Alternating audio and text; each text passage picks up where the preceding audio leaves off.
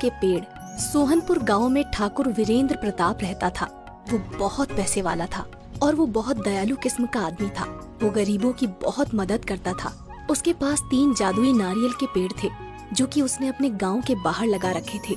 एक नारियल का पेड़ सोने के नारियल देता था और दूसरा नारियल का पेड़ पैसे देता था और तीसरा नारियल का पेड़ अलग अलग तरह के फल देता था। ठाकुर वीरेंद्र प्रताप चौहानपुर गांव का मुखिया भी था, पर अब बेचारा ठाकुर वीरेंद्र प्रताप बूढ़ा हो गया था।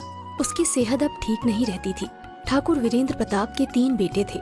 सबसे बड़े बेटे का नाम सुंदर, जो बहुत बुद्धिमान और चतुर था, पर सुंदर आलसी बहुत था। दूसरे बेटे का नाम सुशील था। वो भी सुंदर से कम नहीं था। उसकी चतुराई से भी हर कोई वाकिफ था। और सबसे छोटे बेटे का नाम सुलभ। सुलभ बहुत मासूम था और बुद्धिमान भी इतना नहीं था, पर सुलभ आलसी नहीं था। वो वीरेंद्र प्रताप की किसी भी बात को नहीं टालता था। ठाकुर वीरेंद्र प्रताप इसी चिंता में था कि आखिर वो उसका वारिस किसको बनाकर जाए। वो चाहता था कि वारिस वही बने जो इसके लायक हो, उसकी धन संपत्ति और 3 जादुई नारियल पेड़ों का सदुपयोग करे। एक दिन रात को वो विचार में मग्न था कि आखिर कैसे अच्छा वारिस ढूंढा जाए। अगली सुबह हुई और वीरेंद्र ने अपने तीनों पुत्रों को बुलाया और अपने बागीचे में लगे 3 जादुई नारियल के पेड़ों के पास ले गया और कहा, देखो बेटा, जैसा तुम्हें भी पता है कि आजकल मेरी सेहत कुछ अच्छी नहीं रहती, इसलिए मैं अपना वारिस ढूंढ रहा हूँ जो मेरी धन संपत्ति और इन 3 जादुई नारियल के पेड़ों का सदुपयोग करे। तुम तीनों मेरे लिए समान हो, इसलिए मैं आज से तुम्हारी एक परीक्षा लूंगा। जो उस परीक्षा में सफल हो जाएगा वही मेरा वारिस बनेगा। वीरेंद्र प्रताप कहता है, मैं तुम तीनों को एक एक पेड़ दे रहा हूँ और एक एक इलाका दे रहा हूँ। तुम तीनों के पास 1 महीना है। तुम तीनों को 1 महीने तक इन पेड़ों का सदुपयोग करके इनसे जनता की भलाई करनी है। और जब तुम इन पेड़ों के पास जाकर कहोगे, सुन पेड़ भाई, कर लोगों की भलाई, तो ये अपने आप फल देने लगेगा। और इन पेड़ों का अगर दुरुपयोग हुआ तो ये पेड़ अपना अपना फल देना बंद कर देंगे। अब मैं 1 महीने के लिए गांव से बाहर जा रहा हूँ और ये गांव वाले तुम्हें सौंप रहा हूँ। और ठीक 1 महीने बाद आऊंगा और देखूंगा कि तुम में से किसने लोगों की भलाई सबसे अच्छी करी है। मैं नहीं जानता तुम ये सब कैसे करोगे। ये सब तुम्हें अपनी बुद्धिमानी के प्रयोग से करना है। क्या तुम तीनों इस परीक्षा के लिए तैयार हो? तीनों बेटे एक स्वर में कहते हैं, जी पिताजी, आप फिक्र मत कीजिए, हम आपकी परीक्षा में सफल होकर ही आएंगे। सबसे बड़ा बेटा सुंदर मन ही मन सोचता है, ये परीक्षा तो मैं ही पास करके आऊंगा और गांव का मुखिया बनूंगा। आखिर मेरे में कमी क्या है? ये दोनों तो मूर्ख ठहरे। दूसरा बेटा सुशील मन ही मन सोचता है, आखिर वो तो पिताजी को ही पता है कि मुखिया कौन बनेगा। मुखिया बनने के लिए योग्य सिर्फ मैं ही हूँ। मैं सुंदर भैया से किसी काम में कम नहीं हूँ और सुलभ तो इस परीक्षा में कहीं है ही नहीं। सुलभ मन ही मन सोचता है, पिताजी ने यह परीक्षा रखवा कर अच्छा किया। चलो, हमें भी अब थोड़ा मदद करने का पुण्य मिलेगा। वीरेंद्र सिंह बड़े बेटे सुंदर को सोने के नारियल वाला पेड़ दे देता है। फिर दूसरे बेटे सुशील को नारियल के पैसे वाला पेड़ दे देता है और सबसे छोटे बेटे सुलभ को तरह तरह के फल देने वाले नारियल का पेड़ दे देता है और कहता है, ठीक है बच्चों, अब मैं चलता हूँ। मेरा आशीर्वाद तुम तीनों के साथ है। ऐसा कहकर वीरेंद्र प्रताप गांव से निकल जाता है। अगली सुबह होती है। तीनों बेटे अपने अपने पेड़ के पास चले जाते हैं। सुंदर सोने के नारियल वाले पेड़ के पास जाता है और सोचने लगता है कि अब लोगों की भलाई मैं इससे कैसे करूं। वो पेड़ के पास जाता है और कहता है, सुन पेड़ भाई, कर लोगों की भलाई। इतने में ही पेड़ से सोने के नारियल निकलने लगते हैं। सुंदर उन नारियल को सुबह सोने की दुकानों पर बेच देता है, पर जैसे ही पैसे आते हैं वो सोचता है, मैं लोगों की भलाई तो बाद में ही कर सकता हूँ, अभी क्यों ना ये पैसे मैं खुद पर खर्च कर लूँ। ऐसा सोचकर वो उन पैसों से खुद के लिए शराब खरीद लेता है। वहीं दूसरा बेटा सुशील पैसे देने वाले नारियल के पेड़ के पास जाता है और कहता है, सुन पेड़ भाई, कर लोगों की भलाई। उसके पास भी बहुत सारे पैसे आ जाते हैं। सुशील उन पैसों को बांटने के बजाय उन पैसों को लोगों को उधार देने लग जाता है। वो मन ही मन सोचता है, आखिर मैं मदद कर ही तो रहा हूँ, यही तो लोगों की भलाई है। अब मैं पिताजी की तरह मूर्ख नहीं जो इन पैसों को ऐसे ही लुटा दूं। वहीं तीसरा बेटा सुलभ तरह तरह के फल देने वाले पेड़ के पास जाता है। वो सोचता है, इस गांव में ऐसे बहुत से लोग हैं जो एक दिन का भोजन भी नहीं जुटा पाते हैं।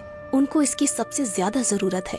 फिर सुलभ पेड़ के पास जाता है और कहता है, सुन पेड़ भाई, कर लोगों की भलाई। इतना कहते ही पेड़ से तरह तरह के फल निकलने लगते हैं। सुलभ उन फलों को गरीबों में बांट देता है। सुलभ अब रोज ऐसा ही करने लगा। वो पेड़ के पास जाता, मंत्र पढ़ता और उसमें से जो फल निकलते वो उन फलों को गरीबों में बांट देता। उसे लोग बहुत दुआ देकर जाते। वहीं सुंदर तो बहुत शराबी हो गया और उस पेड़ से जो भी सोने के नारियल निकलते उनको बेचकर शराब पी लेता था। उसकी सेहत भी अब बहुत खराब हो गई थी।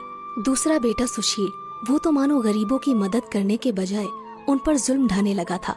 सुशील पैसे तो दे देता, पर अगर किसी ने उसके पैसे वापस देने में देरी कर दी तो उनको मारता पीटता, उन पर जुल्म करता था। ऐसे ही धीरे धीरे 1 महीना बीत गया। ठीक 1 महीने बाद ठाकुर वीरेंद्र प्रताप गांव लौटता है। वो बहुत उत्सुक रहता है क्योंकि उसे आज पता चलने वाला था कि उसका वारिस कौन है। वो सोच रहा होता है कि मेरे तीनों बेटे ने कमाल कर दिया होगा, गांव में तो रंगत होगी। वीरेंद्र सबसे पहले सुंदर के इलाके में जाता है। वो वहाँ बाहर लोगों से पता करता है तो उसे मालूम पड़ता है कि सुंदर कभी इस इलाके में आया ही नहीं। वो तो सिर्फ शराब पीकर एक जगह पड़ा रहता है। अपने बड़े बेटे के बारे में ऐसी बातें सुनकर वीरेंद्र को बहुत धक्का लगता है। उसने कभी सोचा भी नहीं था कि उसका सबसे बड़ा बेटा सुंदर इतना बुरा नाम कमाएगा। खैर, फिर वो अपने दूसरे बेटे सुशील के इलाके में जाता है। वहाँ जाकर तो वो चौंक जाता है। सुशील इलाके में तो आता था, पर वो सिर्फ वसूली करने के लिए। सुशील के नाम से गांव वाले लोग बहुत डरते थे। उसका नाम सुनकर ही कांपने लग जाते थे। अपने बेटे के बारे में ऐसी बातें सुनकर वीरेंद्र को बहुत दुख होता है। वीरेंद्र वहाँ से आगे बढ़ता है और सुलभ के इलाके में जाता है और वो वहाँ देखता है कि सुलभ के इलाके में खुशहाली है। लोग मस्ती से अपना काम कर रहे हैं और सुलभ को दुआएं दे रहे हैं। सुलभ की तारीफ सुनकर वीरेंद्र का मन बहुत खुश होता है। वीरेंद्र फिर सीधा अपने घर जाता है और अपने तीनों बेटों को अपने कक्ष में बुलाता है। तीनों बेटे वीरेंद्र के पास जाते हैं। सुंदर और सुशील वीरेंद्र को देखकर उनके चरणों पर गिर जाते हैं और कहने लगते हैं, पिताजी, हमें माफ कर दीजिए पिताजी, हम लोगों की भलाई नहीं कर सके। आपने जो हमारी परीक्षा ली, हम उस पर भी खरे नहीं उतरे। हमारे दुरुपयोग करने से वो पेड़ भी गायब हो गया। सुंदर और सुशील, तुम दोनों को अपने छोटे भाई सुलभ से कुछ सीखना चाहिए। उसने कितने अच्छे से अपने इलाके को संभाला और गांव वालों की भलाई करी। इतना कहकर वीरेंद्र सुलभ को अपने पास बुलाता है। सुलभ, इधर आओ बेटा। जी पिताजी। सुलभ, मुझे बिल्कुल भी उम्मीद नहीं थी कि तुम इस परीक्षा में पास हो जाओगे, पर तुमने साबित कर दिया कि तुम ही मेरे असली वारिस हो। शाबाश बेटा, शाबाश। नहीं पिताजी, मैंने ये सब वारिस बनने के लिए नहीं किया। मैंने ये सिर्फ लोगों की भलाई के लिए किया। और जब मेरे बड़े भाई सुंदर हैं, तो उनके रहते मैं वारिस नहीं बनना चाहता। वाह बेटे वाह, तुम तो बेशकीमती हीरा निकले। तुम्हारी सोच को तो तुम्हारे पिता नमन करते हैं। तुम इस परीक्षा में पास हुए हो, इसलिए असली वारिस तुम ही हो बेटा। ऐसा कहकर वीरेंद्र सुलभ को गले लगा लेता है और अगले ही दिन सभी गांव वालों के सामने सुलभ को अपना वारिस और नया मुखिया घोषित कर देता है। अगर आपको ये कहानी पसंद आई हो तो वीडियो को लाइक जरूर करें। ऐसी ही मजेदार और सीख देने वाली हिंदी मॉरल स्टोरीज देखने के लिए कम्फी टून चैनल को सब्सक्राइब करना न भूलें और कमेंट में जरूर बताइए कि आपको इस कहानी से क्या सीख मिली। मिलते हैं अगली कहानी में कम्फी टून की एक नई कहानी के साथ। धन्यवाद।